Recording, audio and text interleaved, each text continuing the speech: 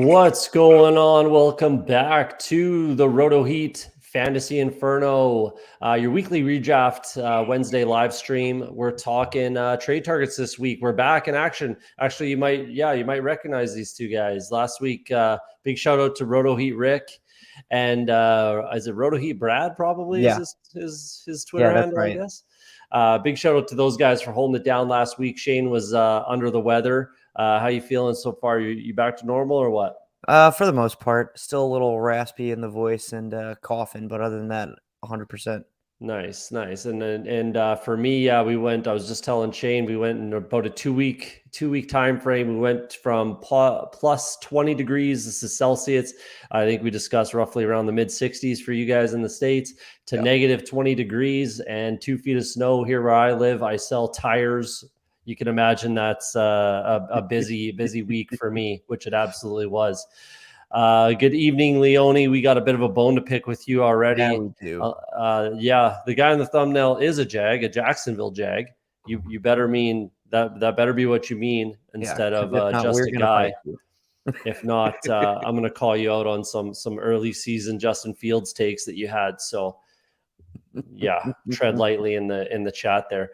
But Shane, how we doing tonight? How you feeling? Are we excited for the fantasy playoffs, the trade deadlines? Yeah, I hate trade deadlines, but that's because I'm more of a dynasty guy.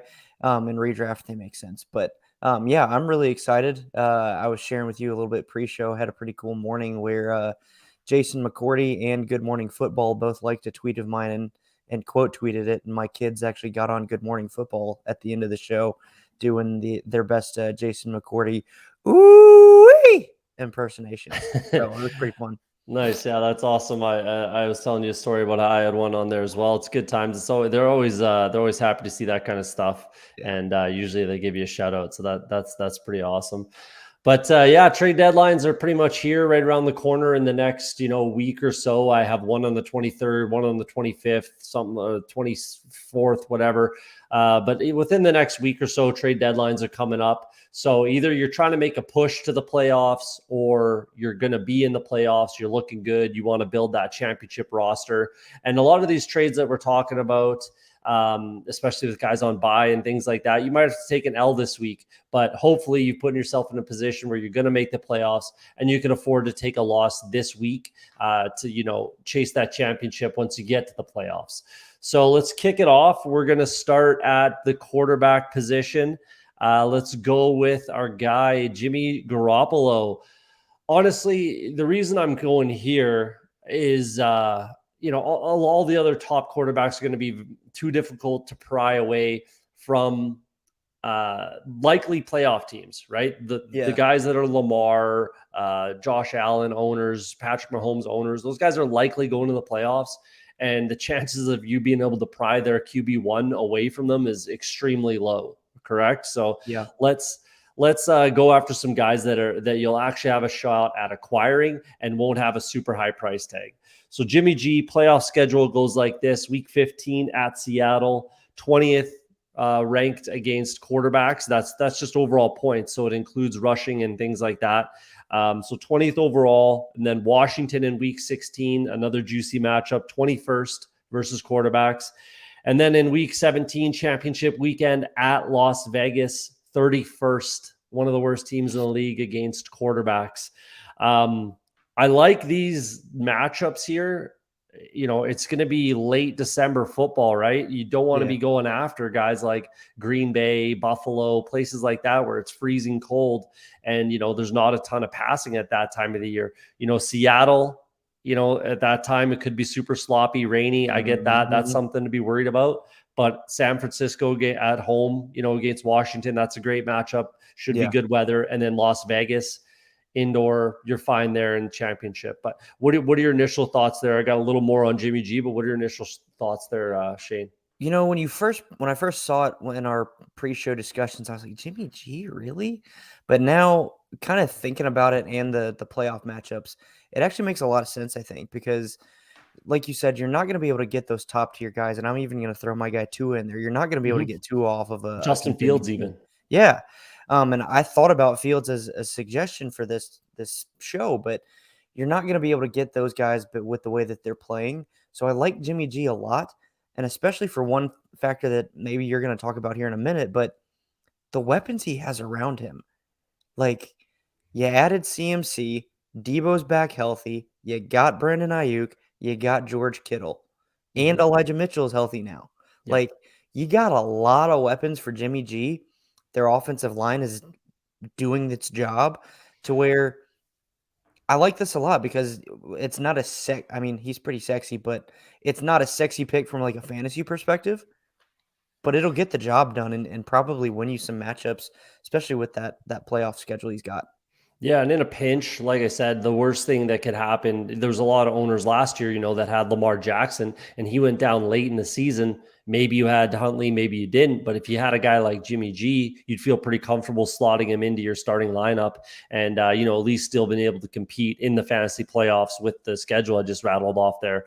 Yeah, his weapons are fantastic, right? Like CMC, Kittle, Debo, Ayuk, that's really tough to top Yeah. in as far as targets across the league. If you look across the league, that's up there, against anybody. And like you said, you throw in that offensive line that's pretty stout, and they'll be just fine. He had 4 straight games with 2 or more. It was 2 exactly, so 2 passing touchdowns.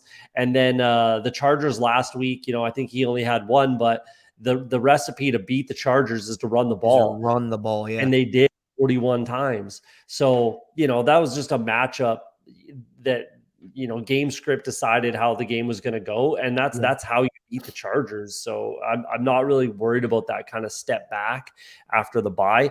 He's added a couple rushing touchdowns. He's got 2 on the season. Their ability and skill and propensity to run the ball does scare me a little bit, especially late in the season. But at the end of the day, this is still too talented of an offense that you got to get those guys the ball. Kittle, Debo, Ayuk. You got to get the ball in those guys' hands in space and just let them do what they do. So I think Jimmy G is a good guy to gamble on. He's cheap, right? He's not going to cost you too much. So I think he's a guy that you can go out and get. And might not even be your starter, but he's just he's even just like I said with the Lamar comparison there. He's just a safety blanket, right? Yeah, absolutely. Let's move on to quarterback number 2. If you want to kick this guy off, you can give a start to I Deshaun feel like Watson. you're doing that on purpose because you know that I used to be a Browns fan because I'm a Baker fan. I'm gonna keep this to just fantasy football. As long as he plays better than how he looked in the preseason, you're getting a top 5 quarterback potentially. He's got rushing upside. He's got a phenomenal arm. He's got decent weapons as well to get the ball to. And the only concern I have outside of his play in the preseason didn't look great because he hadn't played football in a year. Is the kind of what you mentioned with like Green Bay and whatnot. Like the weather in Cleveland can get nasty. So I don't know off the top of my head what his playoff schedule is. Let me look at that real fast, actually. I'll hit that up. Okay. So Yeah, so have at it. That's kind of yeah, my thoughts on Watson. I think he's got a I mean, he's got decent top 5 upside for you. And you can probably get him a little cheaper than that, especially if you've got someone with a little bit more strict moral compass. yeah, no doubt. Like I'm not gonna lie, and yeah, we will keep this just to fantasy football. My feelings about Deshaun Watson as a person aside, I did bite the bullet and I acquired him in a league because and honestly, like you said, it did. I was conflicted, that's for sure, because Yeah. I'm not a big fan. To be honest, I'll say it here. I've said it before. I think that Deshaun Watson should have been suspended for 2 full seasons. Yep. One for him and one for the Browns for that contract. Yeah. So that's what I think should have happened, considering what they did with the contract. And the league just said, yeah, okay, that's fine. Biggest contract in NFL history. Cool. Awesome. 1 year, Completely 1 agree with million, you. 1 million For the guaranteed first year that you're probably going to be suspended, Cool. so that's what you get Yeah. suspended on. So I thought he should have been suspended for 2 full seasons, one for him, one for the Cleveland Browns for making that putting that contract out there and screwing over a lot of other teams.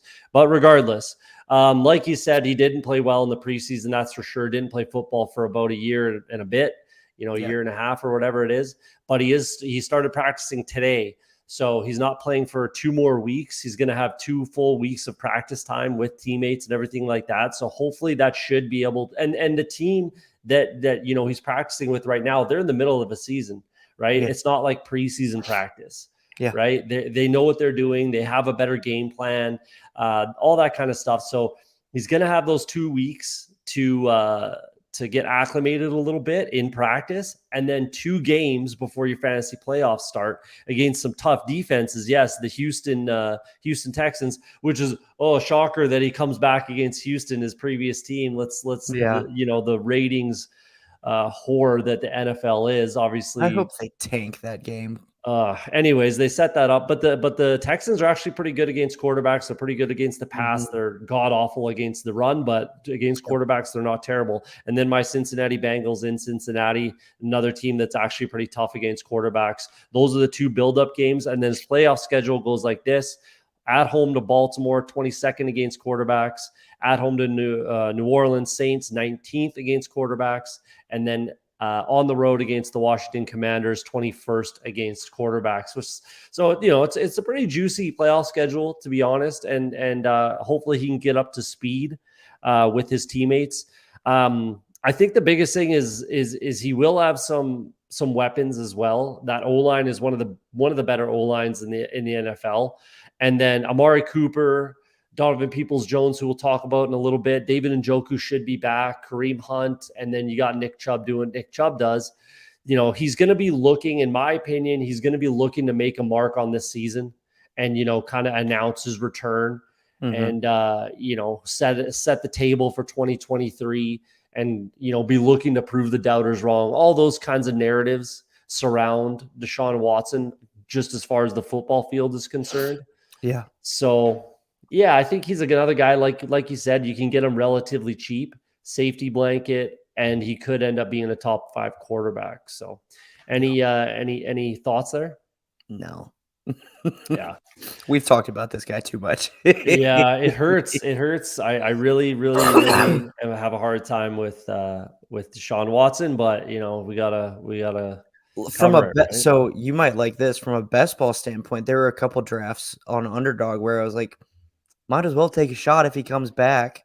So those ones I'm kind of looking forward to him coming back to see what production I can get there. But that's kind of my thought on it. I pretty much didn't. I don't think I have a single share of Deshaun Watson in all of best ball. A lot of my leagues were early in the offseason, and I fully expected him to be not playing into 2022 completely. And then when the announcement came that he would come back, I just didn't really care. Like I said, I have a hard time with him as a person. So, I don't know what hand gesture you're talking about, Leone, but I didn't. You're reading into things, you creepy weirdo. So we'll move on to running backs. Let's kick it off with the king. We'll start here. You can kick it off with Derrick Henry. What are your thoughts? Yeah, man. So Derrick Henry's going to be expensive. Now, he just had a bad game, but that's because he played the best rushing defense in the league in Denver. But the thing that we see with Tennessee typically is they have this game towards this point in the season, and then they're like, oh, yeah, we've got Derrick Henry. And they just ride that dude to the playoffs, through one round of the playoffs, and then lose. And I foresee that, and that's talking NFL. For your fantasy playoffs, though, dude has a pretty juicy playoff schedule. Extremely juicy. He has the Chargers in week 15. We just talked about how to beat them is run the ball. You got Houston in week 16. And then his championship week is a little tougher with Dallas. They are ranked. It is a little tougher against Dallas. Dallas is the 9th ranked against running backs, but they've allowed they're 24th in rushing yards. Okay. So the yards are there. And with a guy like Derrick Henry, you expect him to fall into the end zone a few times. Right? And I think if I remember correctly, the last 2 games, they're getting chewed up. But I think the last 2 games they've allowed 400 rushing yards. Mm. Yeah, they're getting chewed up on the ground right now. It's just they're not getting touchdowns. That's why that number against running backs is kind of so low. But the yards are there. Yeah, for sure. Yeah. So he's definitely going to be expensive, but I think he'd be worth it, especially if you're a contender. Maybe capitalize on the early production of someone. If someone's a dynasty whore and likes rookies, maybe try and send a Kenneth Walker and a little bit extra for Henry and ride that train to the ride that king to your championship.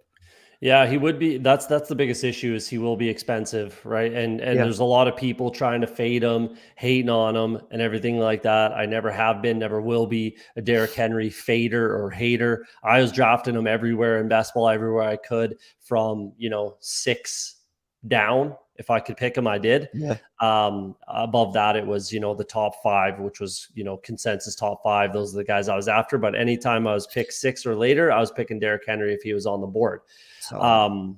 Because he is just an absolute freak of nature. Like I've said it on this channel many times, he's bigger, stronger, faster than any linebacker in the NFL. Like he burns by guys. He's 6'3", 240, 47. but he busts like 60, 50, 60, 70-yard touchdowns multiple times a season. Like that shouldn't happen. You should not be that big and move like that. And when he gets rolling, like when his legs get moving, it's like he's gone. He's got afterburners. It's wild. So, anyways, yeah, Derrick Henry, a little bit expensive. Look for a team that might need some depth. Like you said, if you could do Kenny Walker and some juice for Derrick Henry, and maybe it sneaks them into the playoffs, but you also win a chip. Great. Yeah. Then that's all you're really after with this guy, right? So Yeah, it and doesn't that really is matter. strictly redraft. Like if you ship Mhm. Kenny Walker for Derrick Henry in Dynasty, you're dumb. But this is strictly redraft. Yeah. Yeah, no doubt. This is a redraft show. So Yeah, Leone. yeah. Let's kick it over to the number 2 running back here on our list. And this is on me, and I'm gonna sell everybody on this one. So I I know will. Najee. What do you got? I What was do you gonna got? say if you want me to start this off, so then you can go on a Cody rant. I'm fine with that. No, Um, it's not a big rant, but you can go ahead. You can go okay. ahead. I mean, I love Najee. I love the talent. I think it's there. And just looking at his playoff schedule, it's Carolina, Vegas, and Baltimore, and Mhm. then Baltimore right before too. He's not as big as Derrick Henry, and he's Pretty to me close. not as fast. But the talent, like the way that he should be used, is similar. He's 6'1", 230. Like you got to get that guy rumbling and rolling and powering through. And I Mhm. think with the matchup he's got in the playoffs, this is a great pickup, especially because you can probably get him cheap. Like whoever has him is probably very disappointed with the production that he's had so far. And I think it's getting there. Yeah. And to be honest, it's rightfully so. Yeah. Like he hasn't been super productive, especially for where you drafted him and Yeah. for how he finished last year and what you were expecting and all that kind of stuff. I totally get it. It's hard to trust Najee Harris. It really is. But the fact is the NFL, and I've said this before, the NFL is moving towards bigger running backs. If you can move and you're, 230, 6', 230, something like that. There's a couple guys coming in, Zach Charbonnet from UCLA, Chris Rodriguez from Kentucky. Those couple guys like that, those are the guys, Brian Robinson, those are the guys that the NFL is going to love moving forward, right? Like we've seen it, AJ Dillon, guys like that. We've seen it kind of progress that way. And I could see it continuing. So these big body backs are absolutely going to have roles.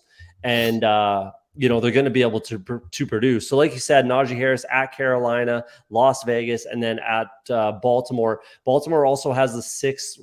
They are, as a defense, they're 16th against running backs. Carolina's 28th. Vegas is 29th against running backs. Bottom 4, right? Yeah. And then Baltimore is 16th, but they're 6th worst for receiving yards against running backs. So there's some juice there, right? That you should be able to hopefully take advantage of. I know we're not seeing nowhere near as much dump off that breakfast burger was given to Najee Harris with Kenny Pickett. We're just not seeing that. And it is what it is. I get it. But, he's coming off a season high. You like that, eh? He's coming off a season high in rushing yards last week with 99. Didn't catch a single pass. I get it. You need to see him get in the end zone or catch some passes. Neither of those things happened. But there's some progression there. We like to see that. Former first round pick in fantasy drafts, former first round pick consensus, right? Whose price tag has declined, right? You touched on it earlier. You can treat it like he was a third round pick, that type of a value when you're looking at a trade value. And as bad as he's been, he has been bad, but as bad as he's been, that floor is still double digits. Yeah, it's about 11, 12 points. Trust me, I've got him in a couple of dynasty leagues. So like, I can't get rid of him because there's still too much upside from him from a dynasty perspective.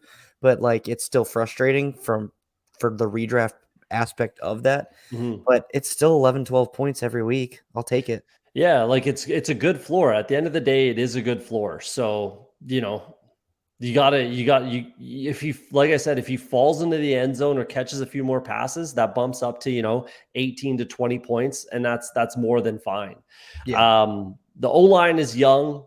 It's improving. It's getting better. Kenny Pickett should be improving as well coming off the bye. He got his first real win against the Saints. They did win against the Buccaneers, but Trubisky played a pretty big role in that win as well.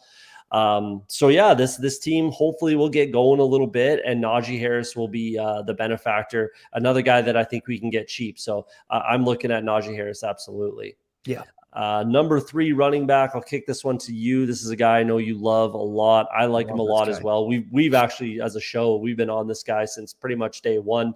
So kick it off for Travis Etienne. Yeah, I think this guy is one of those guys that's going to help you get into the playoffs.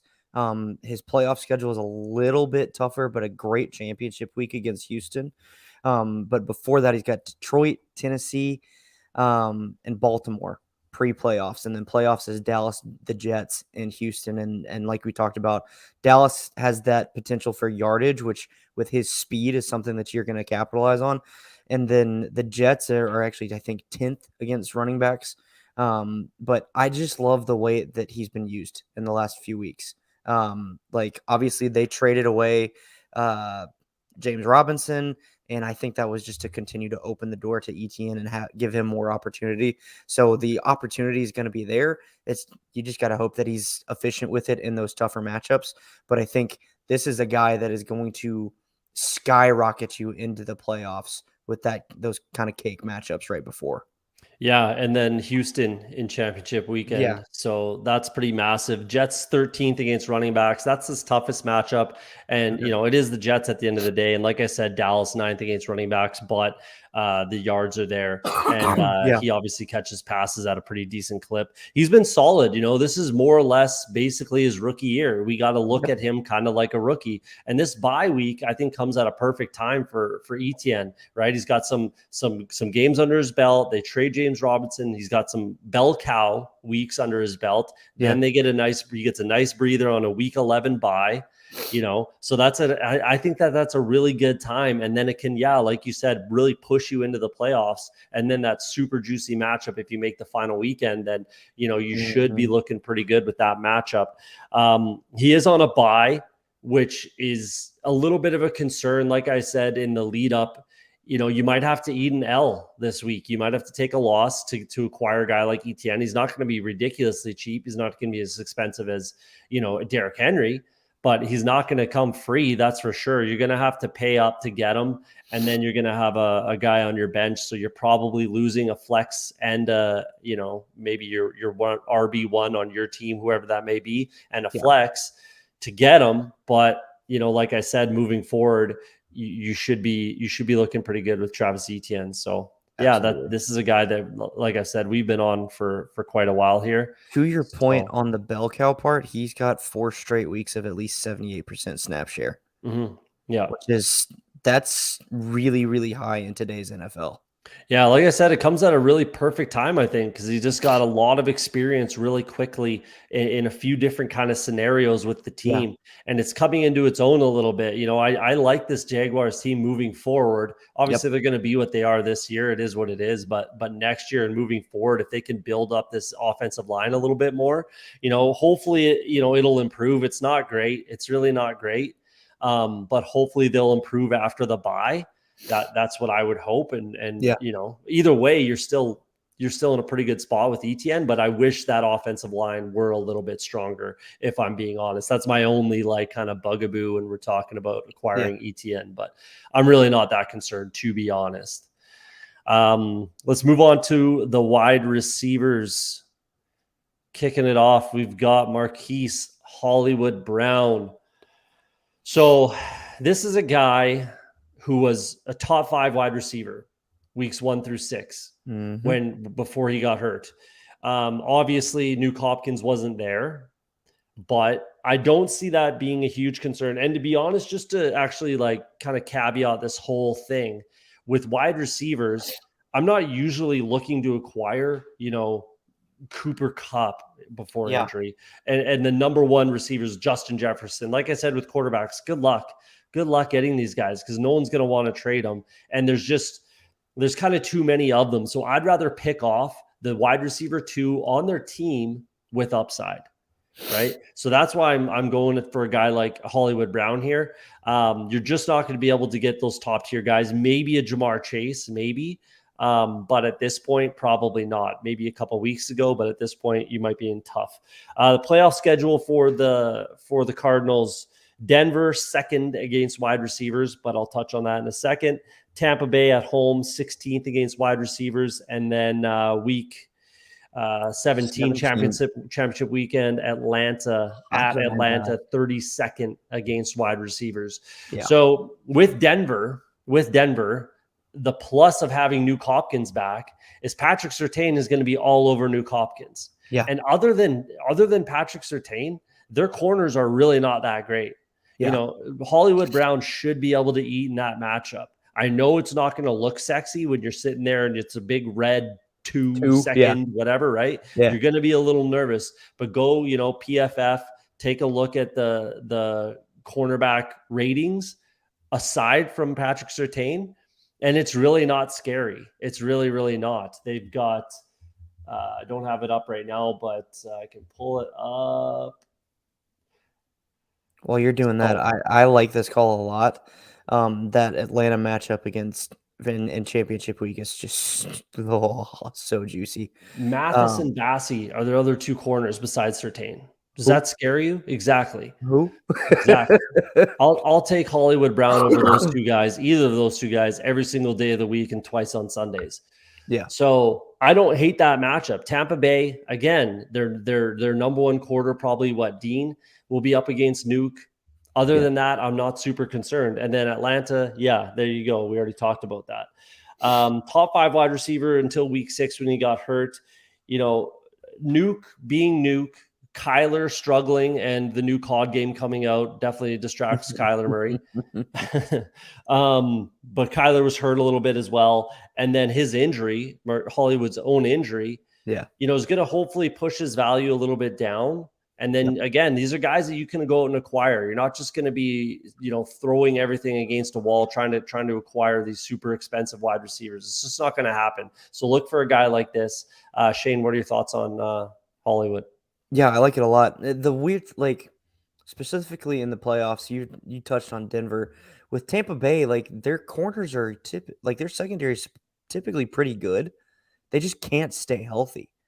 So it's going to be a matter of if Hollywood gets healthy by that time, which I'm assuming he would be, he'll be able to burn that secondary pretty easily, I think.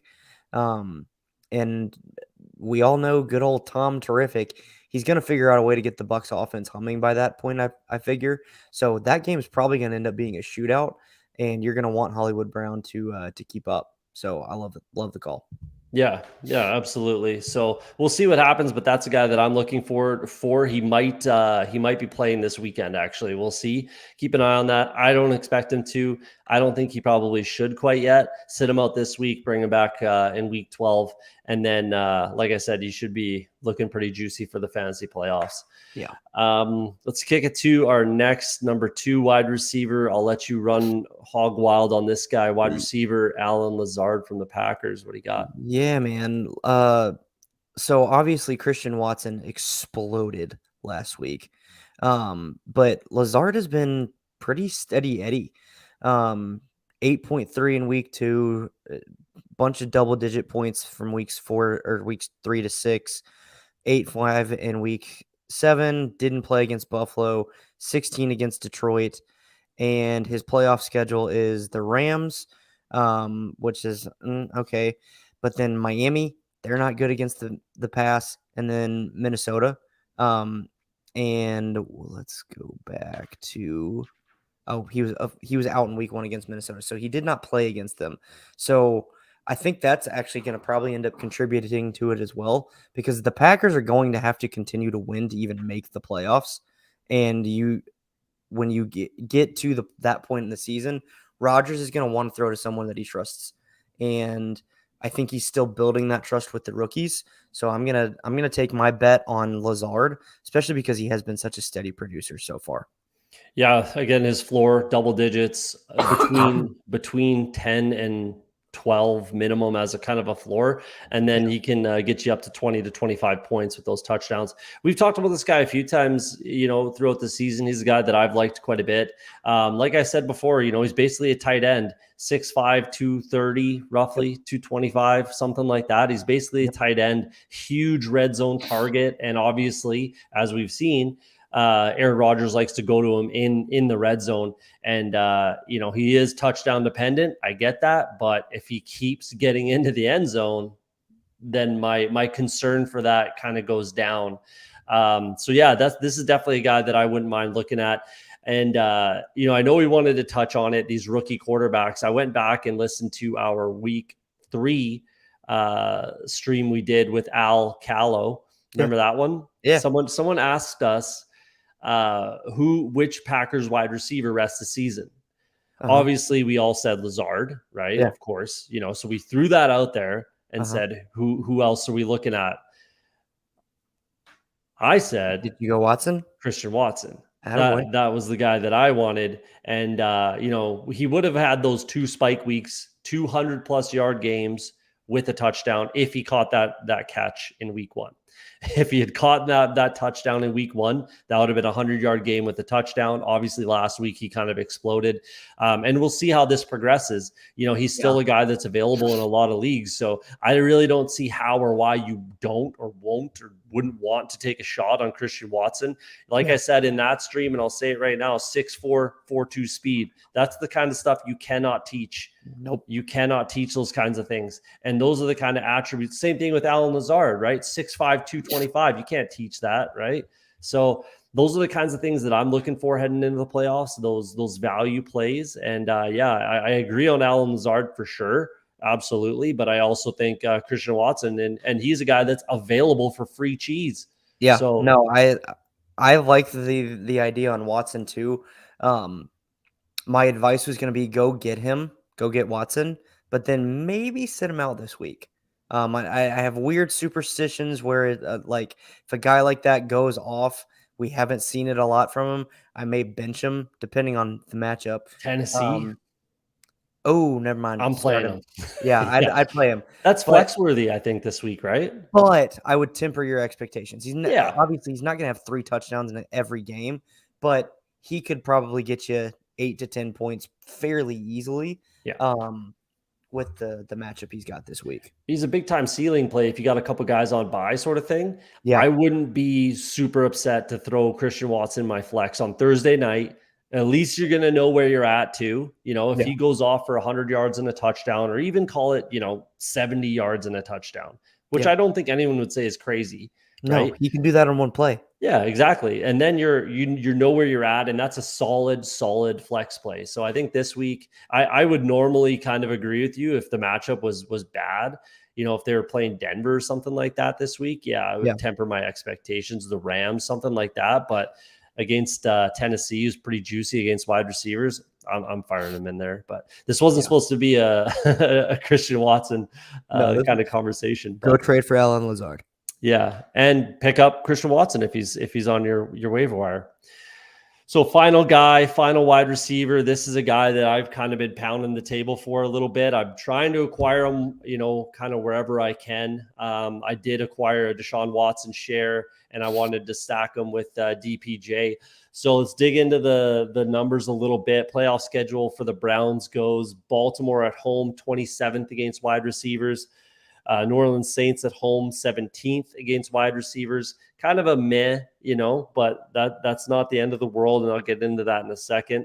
And then championship weekend at Washington, in Washington, 23rd against wide receivers. So I'll hit it again, going back to when I was talking about Hollywood Brown. You don't, looking at the second wide receiver in the offense with some juice, in the Saints, if Lattimore's back, he's probably going to be all over Amari Cooper. Yeah. Yeah. And then that's going to leave Donovan Peoples-Jones, who, some more numbers to back me up here. If we throw out weeks 2 and 3, like if you look at his schedule and what he's done, those 2 weeks were complete, absolute duds.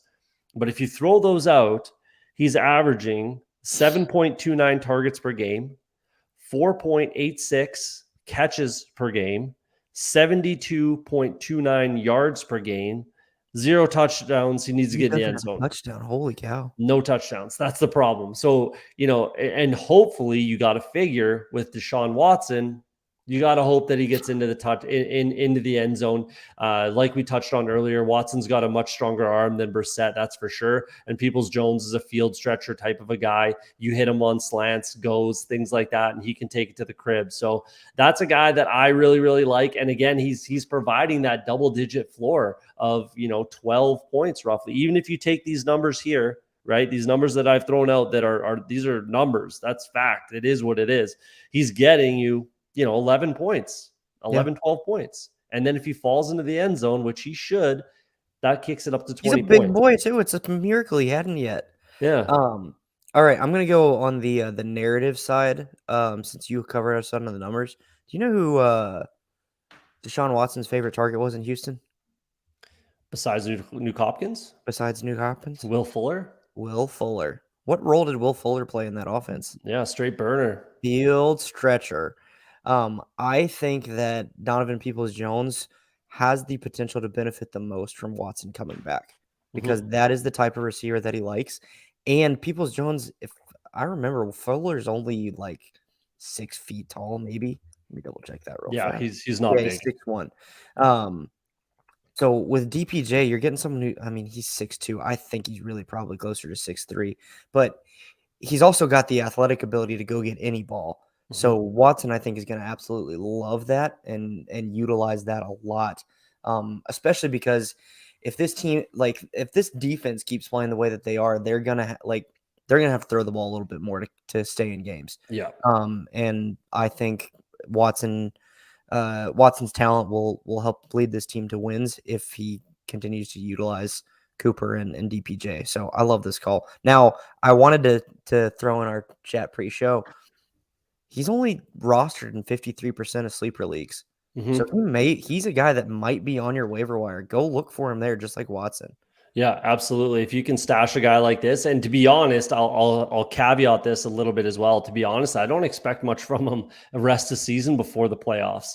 Biggest reason why this week, against Buffalo, they're expecting like 3 feet of snow. We'll see how that works out. There's not supposed to be snow on Sunday, so we'll see if they can clear the field, but it's still high wind. And, I'm not expecting a huge day out of Peoples-Jones against Buffalo. I'm really not. And then, moving forward, it's tough matchups. Watson's coming back. There's some influx there, right? You got to get used to things, whatever. But then when the playoffs come around, that's the real reason that I like this guy. So you might have to sit on him. You might have to stash him. Again, these guys they're not going to be expensive, and they might not help you get to the playoffs. Some of them will, some of them won't. But once you get to the playoffs, that's when hopefully you'll be reaping the benefits with these guys. And we'll see what they do weeks 15, 16, 17, where the money's on the line and it really matters, right? So yeah, for sure. There you go. That's kind of my last little rant on this whole, put a bow on this whole kind of show, I think. So yeah, there we go. Anything else you got?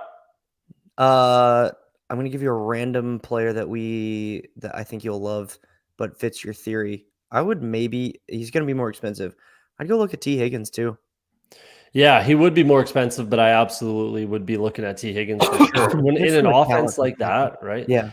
And I was saying to someone on the Discord, someone kind of called me out saying that Pacheco is not a good, play this week or rest of the season. I'm not sure what he was getting at, but this week, absolutely he's a good play against the Chargers. Rest of the season, Mhm. how do you say he's not a good play? He's clearly getting the majority of carries. He had 16 last week. He's going to get a ton this week against the Chargers. CEH Like, only had 2 targets yeah, like we all talked about game. earlier, the way to beat the Chargers is to run the ball. Yeah. And Pacheco's again one of those guys. He's 225, He's a big boy. 6'1", 225, something like that. These are the Yeah. new norms when we're talking about running backs. Plus, he's a 4.3 guy. So he's size and speed, Yeah. right? And he plays on one of the best offenses in the NFL. So what are you talking about? Yeah. Like, what are we talking about here? Like, things have changed, like that's the thing about fantasy takes. I get it if people are just talking out of their ass and they're wrong, but at the same time, information does change. And then, like look at Etienne. I wasn't absolutely massive on Etienne with James Robinson in the building. Now that he's gone, changes everything. Yeah. Everything changes, right? So that's just a little rant I had about Pacheco there. And then honorable mention, I talked about him a couple of weeks ago as well. Paris Campbell. This is Yeah. a guy that you need to look at as well. I know he's available in a lot of leagues. I like him this week against Philly. If they have, and they should be coming back in that game, they should be having to throw the ball a lot. Philly's going to be pissed. They're going to want to beat the piss out of the Colts, right? Yeah. So if they have Pittman and Alec Pierce running on the outside against Slay and Bradbury, guess who that leaves in the slot against their weak slot nickel corner? That's Paris Campbell, my friend. Last week, Kiki Cutie had like one target, and I don't remember if it was an interception or if he fumbled the balls. One of the two things. He had one target and he pooched it and turned the ball over, and they went immediately back to Paris Campbell, ended the game with a touchdown, bingo, bango, bongo. So that's a guy that you need to look at, in my opinion, as well as Paris Campbell. And then Trey McBride, I think you need to look at that guy as well. He's, obviously Zach Ertz has been successful. I'm gonna victory lap a tiny bit. My tight end rankings preseason 2, 3, and 4 went like this: Cade Otton, Isaiah Likely, and Greg Dulcich. I don't think too many people can argue with that. 2, 3, and 4. Who was my number one? Trey McBride, obviously. So that's a guy that I think you need to look at. And people are always talking about, rookie tight end struggle. Yeah, they usually do. But look at those 3 guys I just named this year: Cade Otton, Isaiah Likely. Whenever he gets a chance to play, he lights it up. Greg Dulcich has been great since he came back from injury. So who's to say that Trey McBride is just going to struggle when he had 1,100, receiving yards in his senior year at Colorado, and that team was not good. They were I think they were a 1 or 2 win team. So either way, that's another guy I think you need to look at is Trey McBride. What are your thoughts on Paris Campbell and McBride? My little rant there. I like them both. Campbell's a guy that, as we've seen the talent so many times, just in the past it's been health. So I love the call. Think he'll be fine. And then McBride, I like it a lot actually. He's probably available on your waivers. But I think it's 2.1 or 2.7 on ESPN leagues. Yeah. Right now. Yeah. So with the success that Ertz has had and the talent that we know that McBride has, because he was the number 1 tight end for most people in this class, if not everybody, then there's so much potential. And this offense, they've got to get going. They've really got to get going and keep winning games to make a playoff push. So I like that a lot. Yeah. Paris Campbell, both these guys were 2nd-round picks in their draft year. So Trey McBride was the first tight end taken, and again, it's for a reason. The only thing is he hasn't got an opportunity. All those other guys I had behind him have gotten opportunity, and they've been successful as rookie tight ends, right? So there's no reason to think that Trey McBride's going to struggle in an offense that's high octane, that sort of a thing. Plus, he can block better than Zach Ertz. He was one of the best best run blockers, best blockers, period, at the tight end position in this year's draft. So Trey McBride's absolutely a guy that I think you need to look at. If, you're obviously not going to pick him up and start him right away, but stash him, see how it goes, and he might just help you in the playoffs and win that championship you're after. Yep. But yeah, let's get to questions. Let's get to the do it. question period here. We had a super chat, Rico Baptiste. Love that guy. You've been in the chat a lot. Appreciate it, man. We really appreciate the $1.99. That gets your question answered first. Hopefully you are still paying attention. That's for sure. 20 people watching the show right now. I don't know how many likes we got, but hit that like button. If you like what you're hearing, go ahead, hit that subscribe button as well. Helps the channel, helps us show our show and everything like that. So we appreciate it. Yeah. So Rico Baptiste, George Pickens, or Watson, if you had to get one off waiver. Shane, what do you think? I'm assuming that's Christian Watson, and that's who I'm going to go with. Really? Yeah. I love George Pickens, don't get me wrong. And the volume is probably better for Pickens, but I trust Aaron Rodgers a hell of a lot more than I trust Kenny Pickett, so I'm going Watson. I'm going George Pickens. I'm absolutely going George Pickens with the trade of Claypool, right? That really opens things up. Like I said, about Najee Harris, Kenny Pickett should be getting a little more comfortable. He got his first win. He looked good doing it. He's getting there. And he's clearly shown that he can throw the ball downfield, which is what, Trubisky did not do early in the season. Yeah. He just wasn't doing it, period. No matter how open guys were, no matter, the catch that we saw that that George Pickens made, that was ridiculous. That means he's always open, right? Yeah. That says I'm always open as a wide receiver. So I'm taking George Pickens just because we haven't seen that volume go to Deontay. We've actually seen more volume steer towards George Pickens. The dude's a dog. He's a beast. He can ball. So I'm after George Pickens just because I think especially because you're going to get a little more consistency there. Yeah. Ceiling, you might get a higher ceiling game out of Christian Watson like we just saw last week. I don't think George Pickens will eclipse that point total. No. So there's that. That could also be the answer to your question. Do you need consistency or do you need ceiling? Yeah. Because then if it's consistency, go Pickens. If it's ceiling, go Watson. I really won't fault you for either, honestly. I hate Kenny Pickett. I don't think he's I can't stand him. I don't think he's very good. And so I'm going with my trust of Rodgers here over Pickett.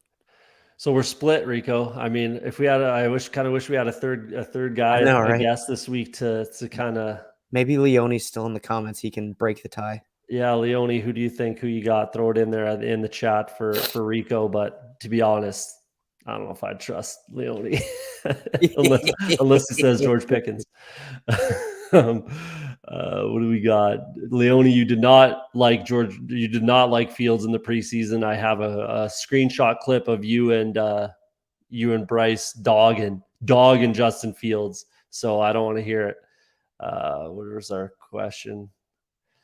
Leone just yakking it up in here. Here we go. Caden, the Colts fan, if the opportunity is there, should I trade T for McLaurin? That's so close. That's so close. But I'm taking. Sure I'm understanding this correctly. You would be trading T to get McLaurin. Looks like it. I'm sticking with T Higgins. I'm taking T Higgins. Whether you're trading, whoever's trading who, it doesn't matter. I'm sticking with T Higgins, but this is a lot closer than people probably think. Yeah, I love T Higgins. I have an irrational love for T Higgins, so I'm sticking T here. Are you a Clemson fan? No. Okay, never mind. I know I live there now, but I'm not a Clemson fan. I just have an irrational love for T Higgins.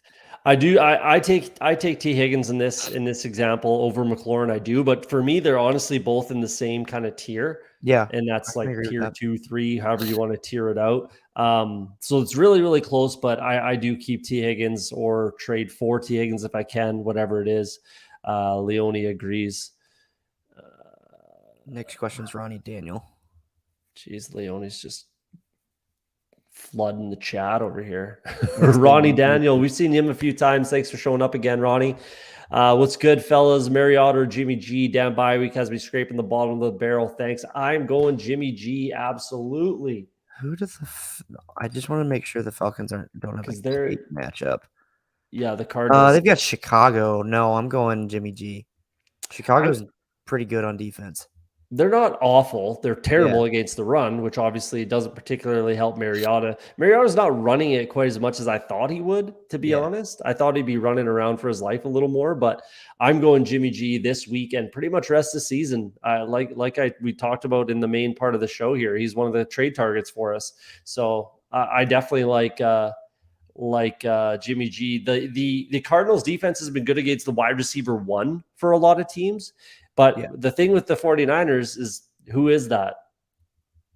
Yeah. Right. And then there's CMC and then there's Kittle. Plus they can run the ball with I was almost Mitchell going to and say it CMC, is Kittle.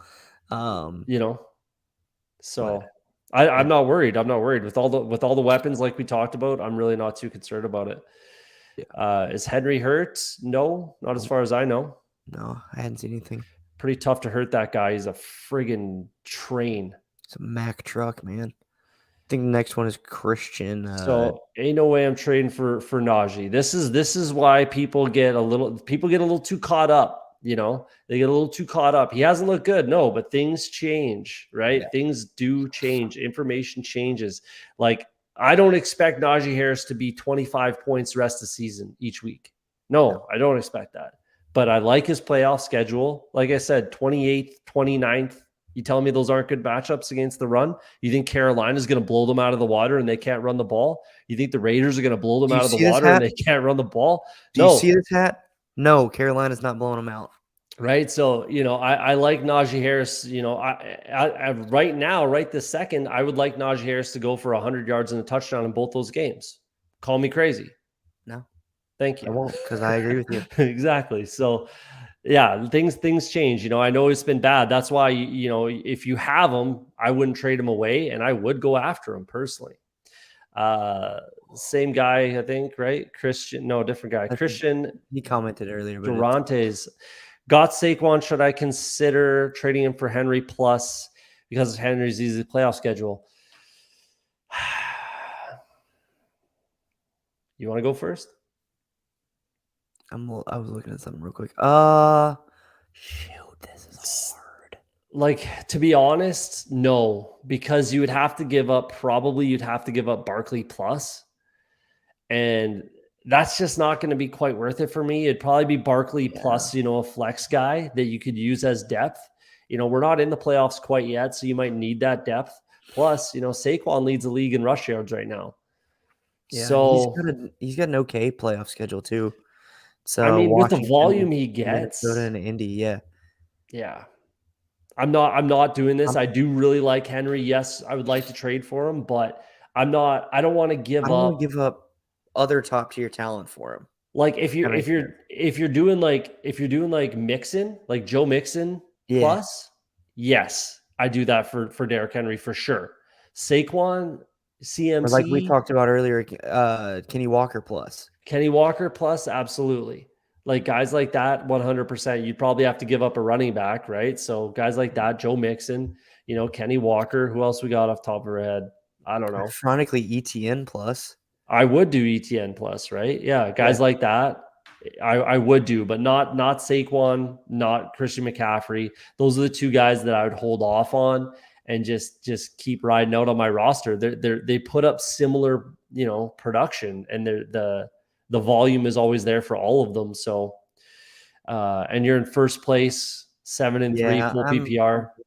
I'm holding them, especially with the full PPR. That's gonna help with Saquon, right? So. Rico again, thoughts on Debo rest of the season? I mean, it's still Debo Samuel. Yeah. His value does take a little bit of a hit with Christian McCaffrey coming in, right? Because those running plays, those running touchdowns are probably going to go by the wayside a little bit. Doesn't mean he's not going to get another rushing touchdown. It's just he's not going to get nearly as many total touches. They're not going to throw the ball a ton more, especially to him. I actually, and we talked about it a couple weeks ago, I actually kind of like Brandon Ayuk a little more in that offense as a wide receiver, right? So what are your thoughts? The matchups are there for him to have good games. But I would just like to say that I feel like I nailed this because people saw Debo finish as the wide receiver 3 last year, and a lot of that production came from rushing and rushing touchdowns, Mm-hmm. and I just didn't think that was duplicatable. Mm-hmm. And so Well, it might have been if Christian McCaffrey didn't come over too, right? So potentially, yeah, but I mean, even if you look at what he's done this season before McCaffrey was there, he has one game over 20 points, and it was 20.7. yeah. And that's half PPR, is what I'm looking at. So, maybe he's got 22, 23, in that game, but everything else is around 10, 11 points. So it's just the production, the usage hasn't been similar this year. So Yeah.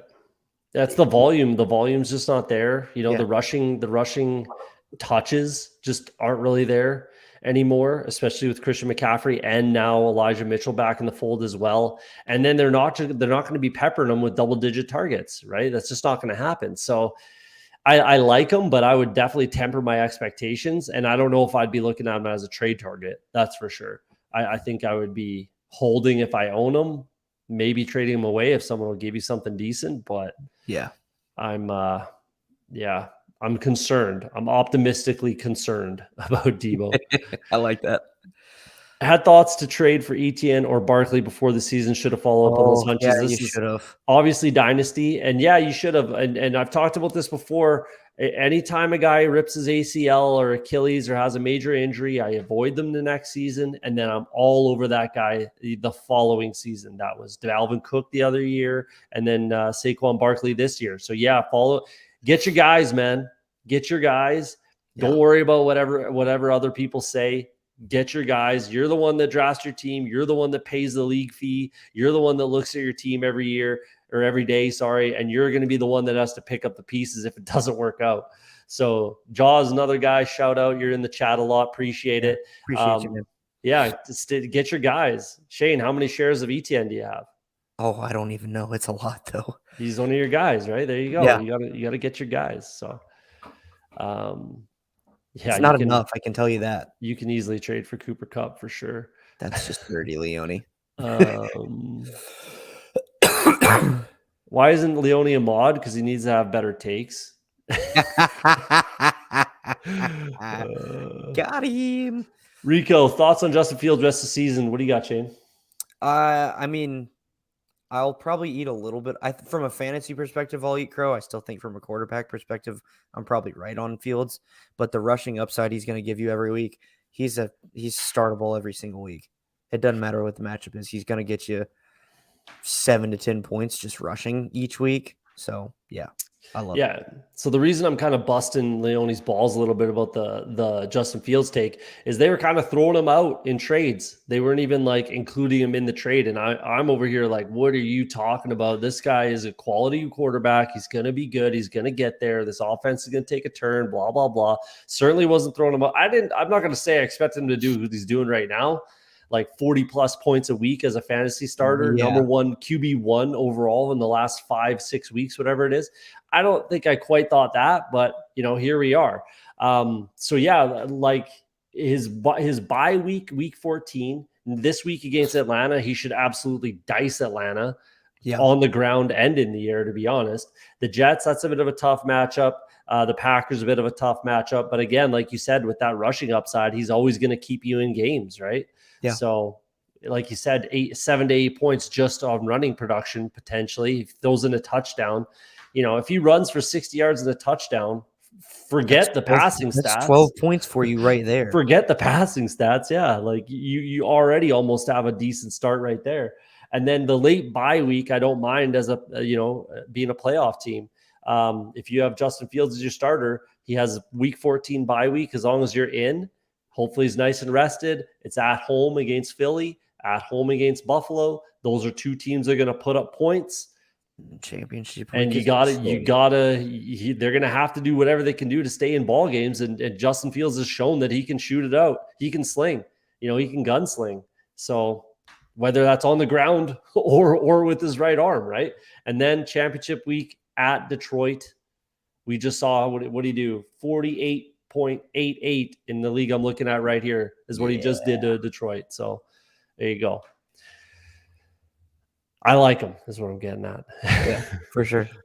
Oh, kicker questions. Joshua Montgomery. I need a kicker. Only players I can drop is Gallup or Burks. Which one would have to go?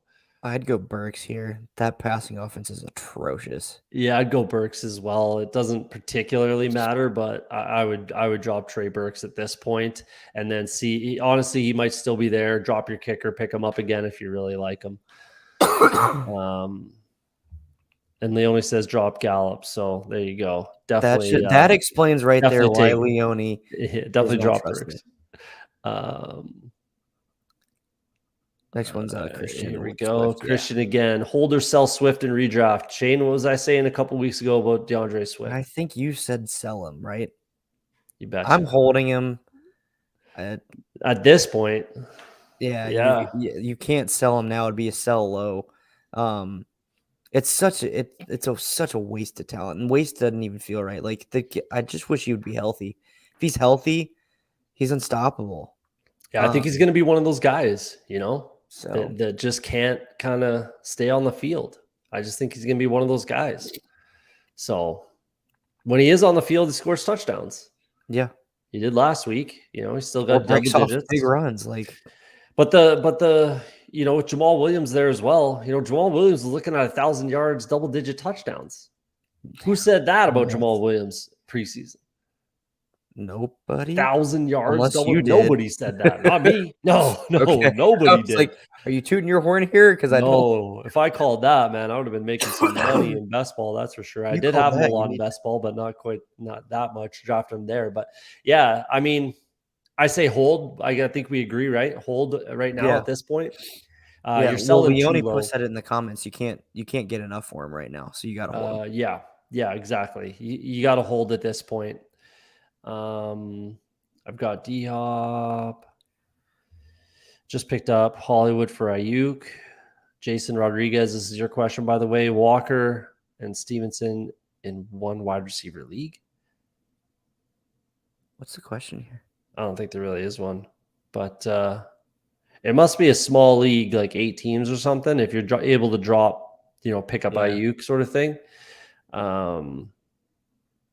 If you go down, yes, I know, Christian. I know he's super annoying to own. That's what I'm talking about, Najee Harris. But he's giving you that floor, so trade for him. Like I knew he was an owner. I knew he is an owner of Najee Harris because no one's happy. No Najee Harris owner is happy, right? But this is a guy that you're going to trade for. Unless he as an owner right now, hold. Unless he's talking about, I mean, even if I don't know if he was talking about Najee or Swift, but either way, I think he's talking about Najee because he had a couple of comments in there about Najee. Jaws, Tonyan playable, numbers been trending down. Otton and Luke Thomas, other options. Goddard went down. Go ahead. I'd go Otton. I mean, I like Tonyan. I think the talent is there, but it's just way too inconsistent to even. I'd rather go with Otton. Yeah, I mean, I was not a big fan of Tonyan at all this year coming in this season. I had him completely off my rankings, literally. Wow. Yeah, so I was not a big believer in Bob Tonyan this year, and it's proven smart by me, I suppose. Yeah. I mean, looks like you got a stream, right? So I would just keep an eye on the waiver wire. Kate Otton, who do they play this week? They're on a bye, aren't they? Tampa's on a bye. Oh, yeah, Tampa is on a bye. Is Tonyan playable? Yeah, sure. Against Tennessee. Hopefully there's some other options. Position, like Conklin is a guy that you could look at this week. New England is kind of weak against tight ends. He's shown the ability to get in the end zone. Juwan Johnson, maybe. Trey McBride, potentially. I wouldn't start him this week, but potentially. Even Logan Thomas, those types of guys. Hooper on the waiver wire. Yeah, sure. I'd throw him in that.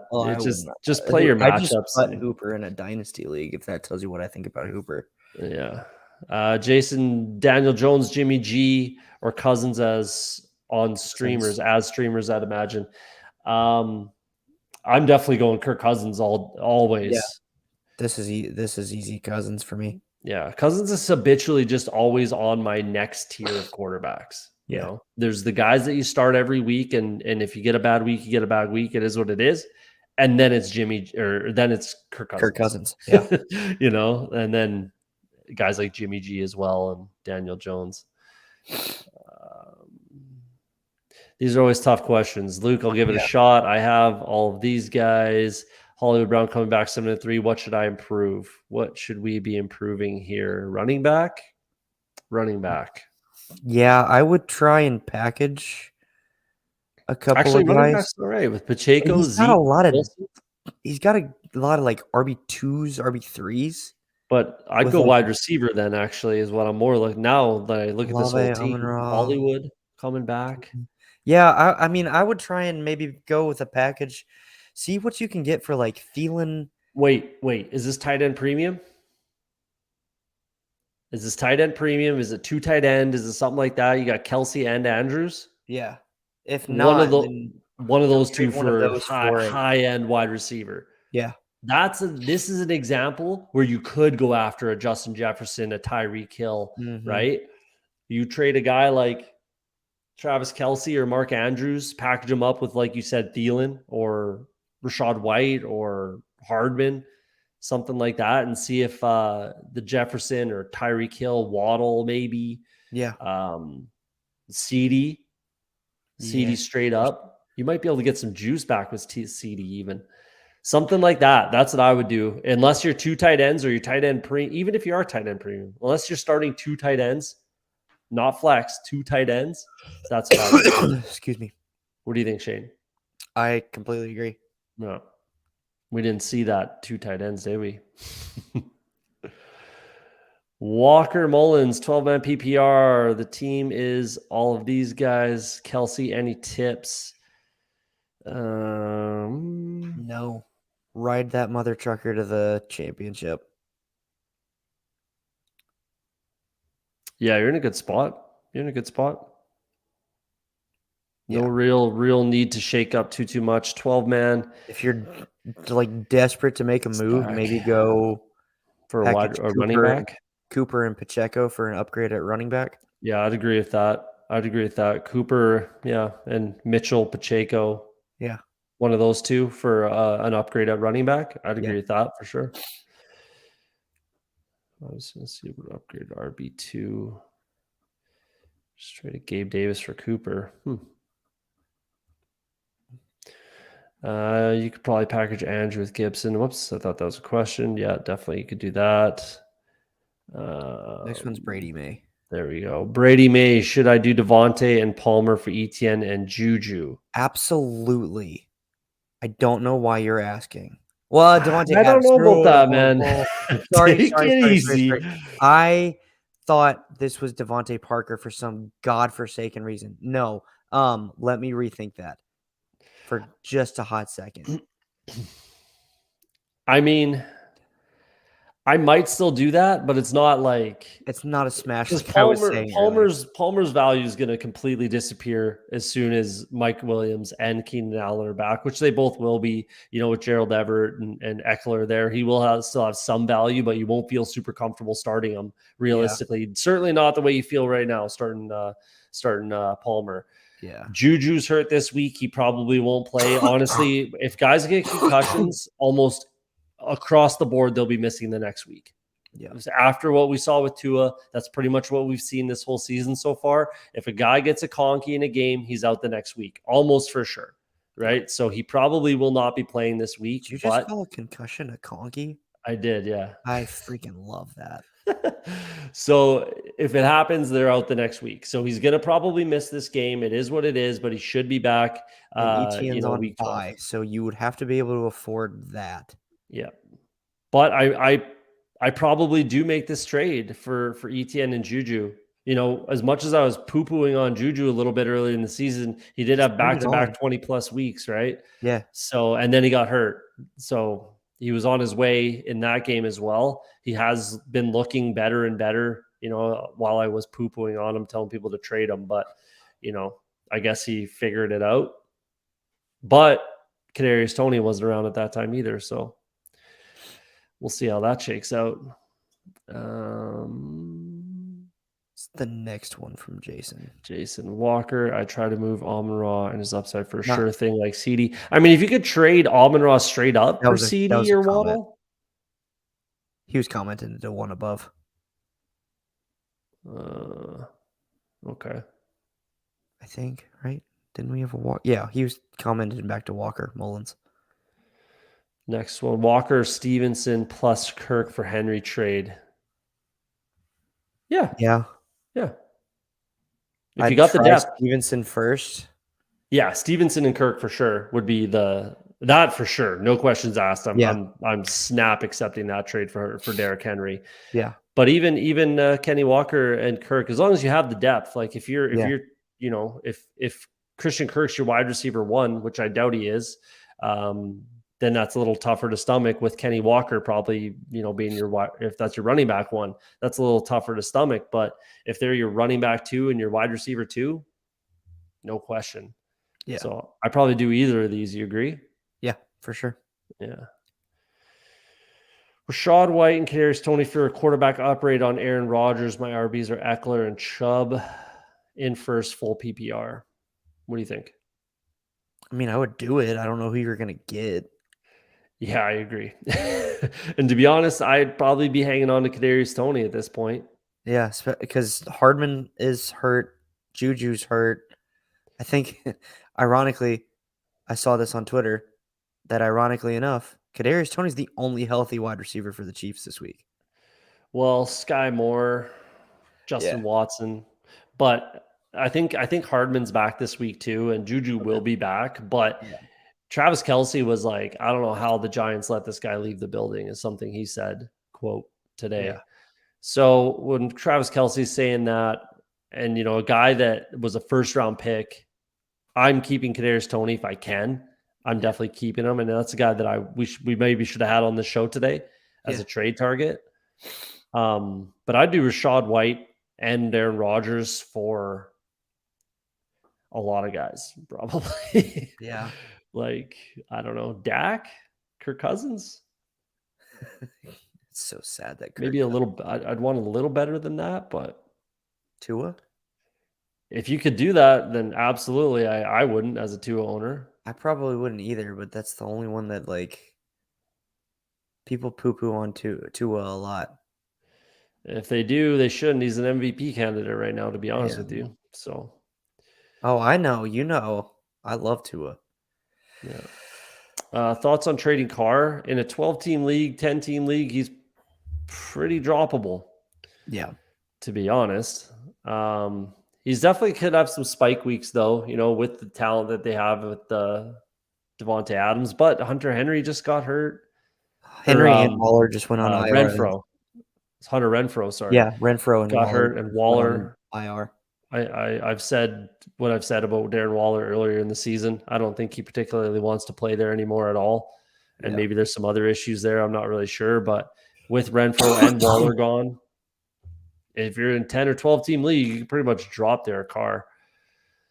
If you can trade them for anything, trade them for a ham sandwich. Good move. Yeah, we think that either of those guys would work for you. Yeah. Last one we got. Cubanito Abreu. Full PPR. Hurts. Is that Justin Jefferson? I would assume so, yeah. St. Brown, Etienne, Wilson, Kelsey McLaurin. Okay. Any suggestions to improve? 6-4. Wow, that seems 6-4. You must be getting high scores. The highest points allowed, yeah. Yeah. What are you seeing? Let's see, running back. Running back is the big one to me. Yeah. He needs a true. I mean, with Etienne, I would try and move. I'm assuming that's Rashad White. Yeah. Package up Jeff Wilson and White. White, Wilson, Pacheco, one of those. Some combination of those guys. And go get a better running back. Yeah. Wilson, Lazard. Yeah. Pacheco, White, even Foreman. Yeah. And get yourself a better running back to pair up with Etienne. Yeah, that's what I would do as well. I like your wide receiver depth. And then you got a dart throw with Christian Watson. So yeah, that's what I do. Look for an upgrade at running back. So there we go. That's all the questions. Cool. That was a quick and easy show. It felt like. Yeah. Thanks everybody for coming out. We apologize for missing last week. Life kind of gets in the way sometimes, but we're back in action week in, week out. We'll be back next week. Hit the Discord in the top right, I think, at your corner. Check us out there. If you want to get at either of us, just add us in whatever channel you want, so we see it and we know what your question is. We got tons of stuff here on Roto Heat. We just hit over 1 million views as a channel. 1 million views. Think about that. That is absolutely insane to me. Couldn't do that without you guys. Yeah, I'm happy to play a role in it, but yeah, it comes down to the people watching. So we appreciate every single view that we get. We've got the Boomer Bust show on Sundays. We got the Dynasty show last night on Tuesday night. We're here every Wednesday, redraft. After the season, this show is going to turn into a best ball show. So if you guys are like best ball and you want to do drafts with me, I'll be the one running it. I'll be on here every Wednesday doing drafts. I might come guest with you if you'll have me. Yeah, I might get a couple people on the team to come in and just shoot the shit and talk nonsense about football and critique my teams, my best ball drafts. So I'll probably do maybe a few days in a row for the the NFL playoffs, those best ball tournaments. I'll probably do that. And then all off season, once a week, we'll be doing best ball. So stay tuned. Shane, what do you got for the peeps before we go? Yeah, follow us on Twitter at RotoHeatFantasy, at Off the Schneid, at FFShaneB. And yeah, once this show wraps up, I'll probably jump back into my show, Red Zone Redemption. It's going to be more geared towards Dynasty in the offseason. And, sometimes life punches you in the throat and you need some help. But we're back and we're ready to kick your butt and help you win championships. So thanks for watching. Absolutely. Hit that like and subscribe button on your way out the door.